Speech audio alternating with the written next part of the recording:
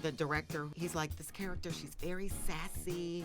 And I was like, oh, okay, so I could just be myself. I believe that laughter is healing. Yes. So if we're going to have to deal with this bullshit, let me just find some laughter in it. Yes. And we were like, just to be honest, we have an offer on the table already. And they were like, well, that's fine. Consider this your second offer.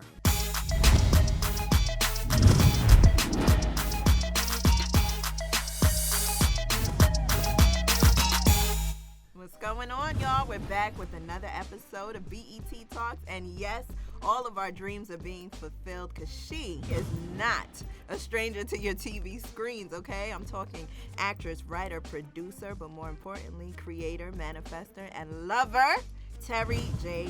Vaughn. Welcome to the show, Lovita. Thank you, Mia. Thank you so much. Of course. Oh my gosh. First of all, you look beautiful. Thank you. Oh my gosh. I got a wonderful glam team. Girl, and you're glowing. The spirit is there. Yeah. We're so happy for you because we're celebrating so much. But before we get into the new show Yes. that we're co-creating, executive producing, and starring in, Yes, ma'am. She the People, we're going to go through a quick game. This is called What Is She On? I'm going to name the show. You name your character. Okay. All right? You ready for it? I'm ready. Daddy's Little Girls. Oh, I have to know my character's name Yes, from you Oh, do. Lord Jesus. Uh-huh. You know I got 3 kids. It's so okay. I I don't have all remember the her name. answers. What was the name? Brenda. Brenda. It was Brenda. Now, what about Friday? Her name was China. Come on, China. Sugar Mama. Oh, shit. Yeah, I'm giving you those. Was it not Doreen? What was it? Sheila. Sheila. That's right. It was Please. Sheila.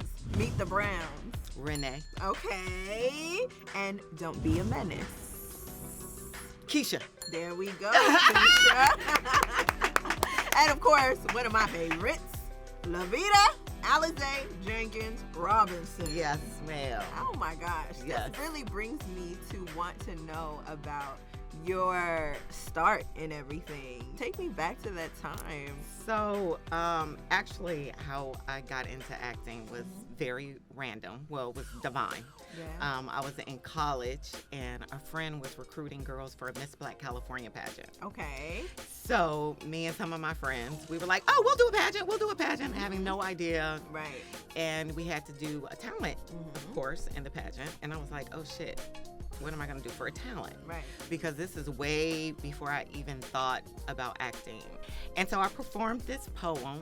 Oh. It was a poem from the play For Colored Girls Who Considered Suicide When the Rainbow Is Enough.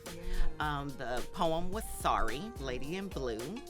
And after the pageant was over, one of the judges, he was a producer, and he asked me, would I be interested in auditioning for this play?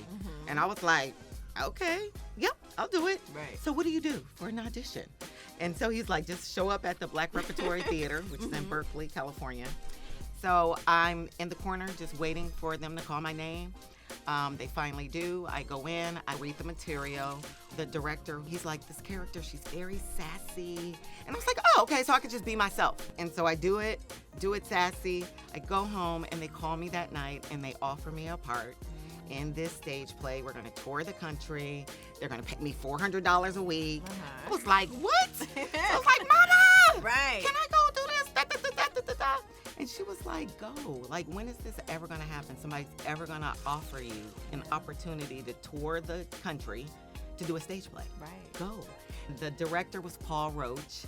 And he toured with us. He stayed with us through the whole tour and was training us in the craft of acting. He introduced me to Stanislavski, Uta Hagen, Chekhov, and I just fell in love with the craft of acting. So that was all I did ever since. Wow. What a beautiful start. And like you said, divine. Yeah, it was very divine. Yeah, in all ways. And I think what we love the most too about, you know, the characters that you play, it's so relatable. It feels like home. And to hear that it started out that way is only, you know, a testament to all of the work that you've done. Yeah. I love being able to play characters that are very of us, of our community. Like you said, relatable. Either you are her, you know her, you're related to her, you don't like her, but you know her. Right. You know, From somewhere. From somewhere. So I love bringing life and joy enjoy and I love on those characters. Right. Like, I love them. I love Lovita.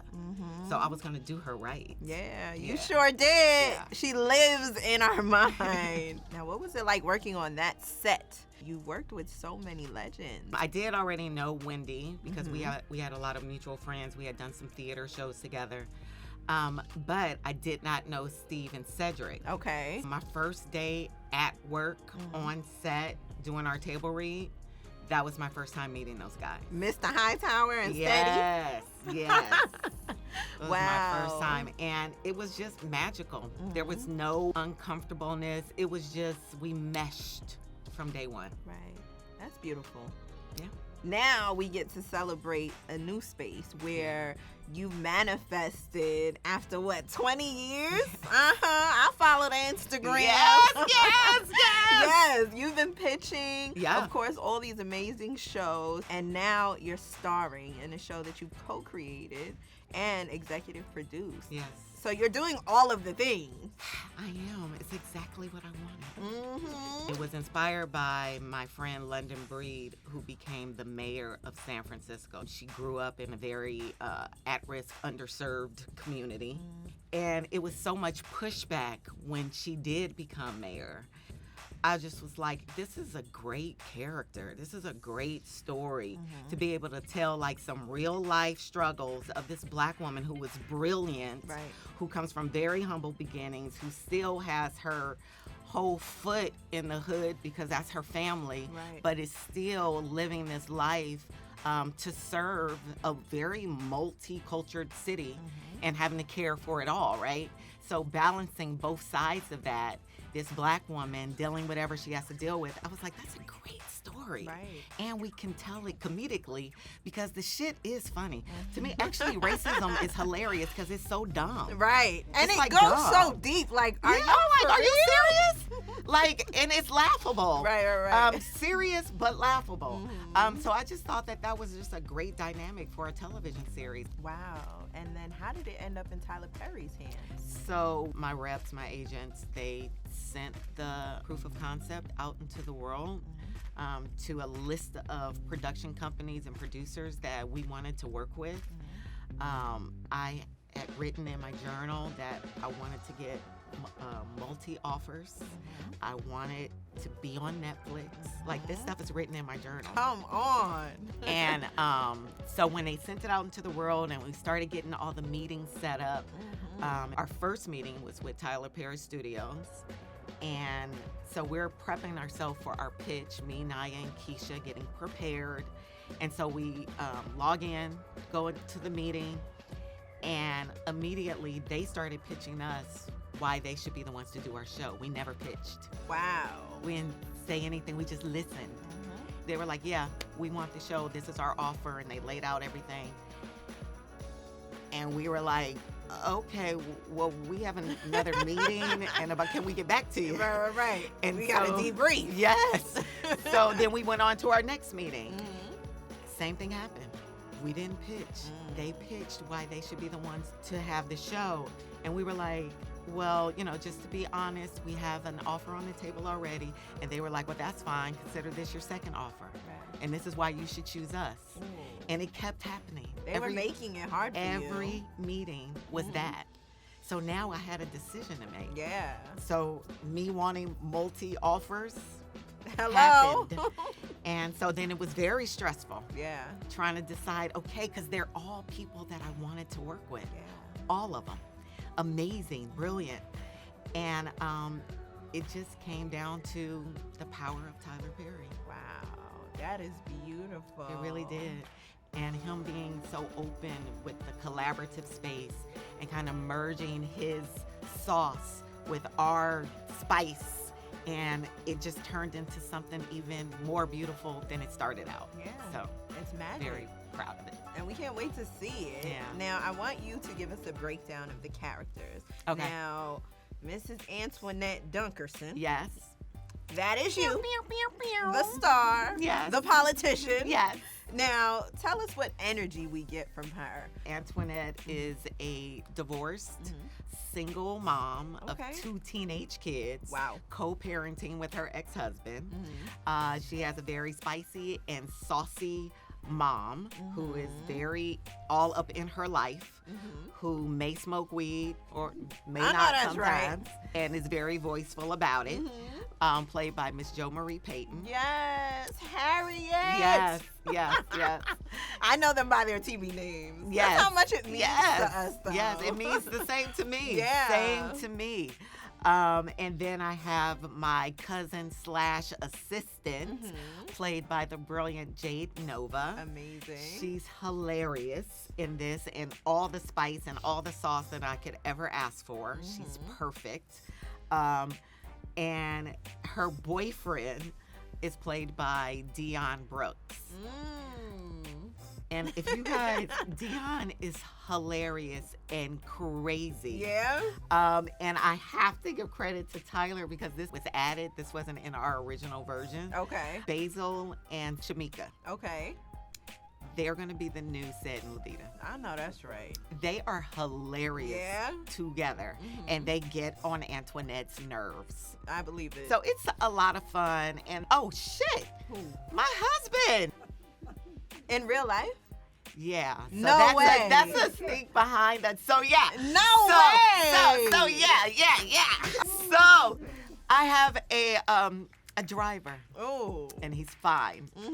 So, and she's single. Okay. And she's just trying to figure life out. Mhm. And he's just fine, and he Right. smells good, and he drives her around. Oh. So that's all I'm gonna leave that right there. Played by Karan Joseph Riley. I know that's right. Can we get a round of applause for that? I love it. Now, we are living in a very tough political climate Yes. right now where there isn't much space to laugh. Yeah. What are you thinking, and how do you intertwine both the seriousness of what we're dealing with to the comedic aspect that we desperately need? Yeah. Well, that was really one of the purposes for the show, for the vision. When we started shooting this, that's when Kamala happened with her running for president. None of that was on the radar when we were doing our show. Right. It's just all of this is such divine timing. The stories that we can pull from in the headlines. And so it's very relatable. And hopefully, we just want to bless people in this time of chaos and stress and fear and doubt, that we can deliver some release with laughter at the craziness. Yeah, absolutely. Because we have to.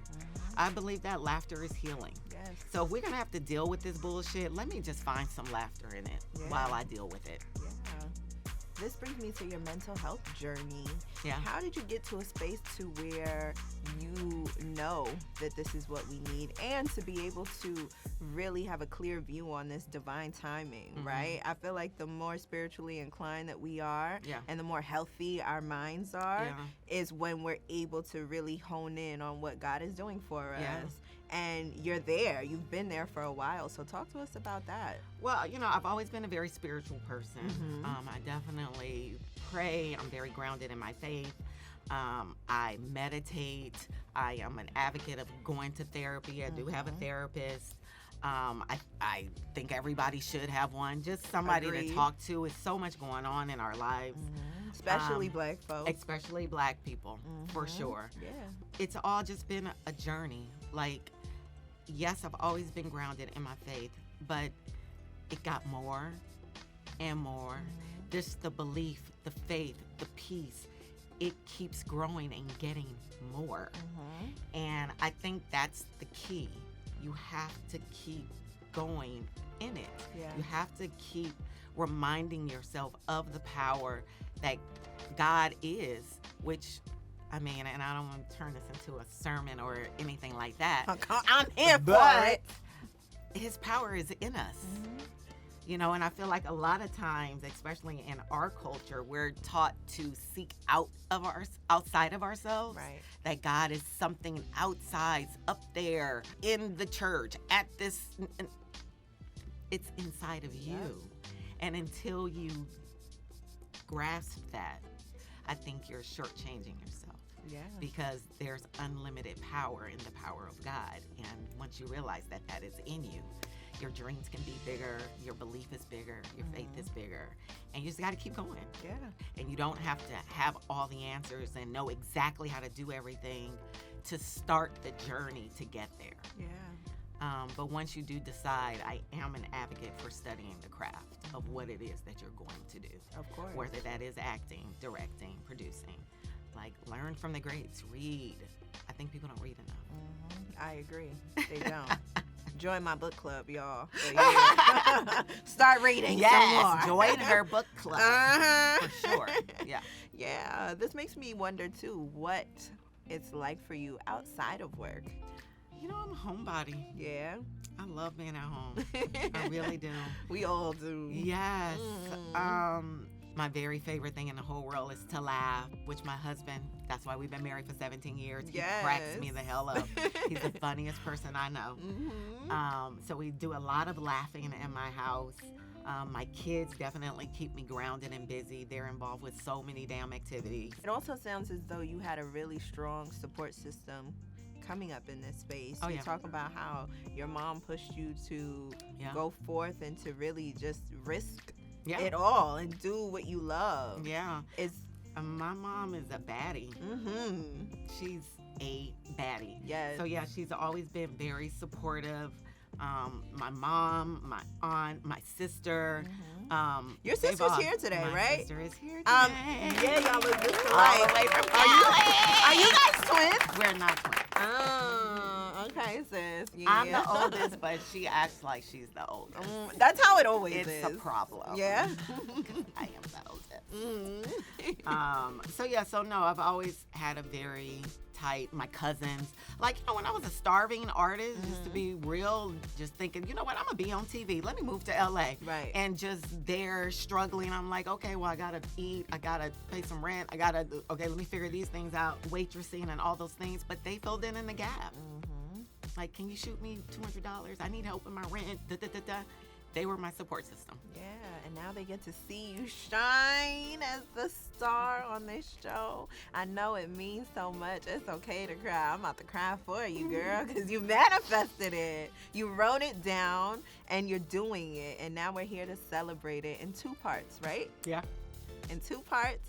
May 22nd, we get part 1, and then I believe in August is part 2. Yes. Netflix is such a huge platform. It is. I'm literally like gloating and doing it all for you. Because you deserve it in so many ways, and I think it's so beautiful for our audience to see, too, that you can literally do anything. So thank you for being a testament to it all. All right, so we know She the People is on its way. But you are such a busy bee that I know you got a lot more going on, okay? So please tell us. I have a short film that was produced by an independent company here, Tiffy Jack. It's female black women producers. They produced this movie starring me and Reggie Hayes from Girlfriend. Yes. Called I Hate My Love Life. And it is currently making the rounds in the film festival. So if you can check it out at IHateMyLoveLife.com to see where it lines up in the film festival near you. Okay. That is going to be great for the singles too, huh? I will be tuning in. You know what? I just came up with another idea for you. Okay, great. Because we love to see you in relationships. Yes. On everything. Yes. And to know that you have a thriving, beautiful 17-year marriage. Yes. Yeah, you need to help the single sisters out. Okay. So whether that but y'all don't listen. Y'all you don't listen. Y'all don't listen. Who? No, y'all don't listen. Who do you know that don't Y'all listen? don't listen. None of y'all listen. It ain't them. No. It's y'all. Y'all know don't what? listen. Me and Nakia Hair and Makeup, we were talking about it earlier where we were just like, what if we're the problem? What if? I didn't say that. I didn't say anything. I just said y'all don't listen. Okay, well look, I'm ready to take classes from Miss Terri J. Vaughn. Yeah, fellas, y'all got it this time. Usually I'm getting on them, but hey, the ladies They are have ready some to work take to a class. do too, but I'm with y'all. All right. Well, look, I'm putting that idea out there a little bit. Okay. But in the meantime, we're going to be celebrating She, the People. Thank you so much for being here. Thank you. We love you, Terri J. Vaughn.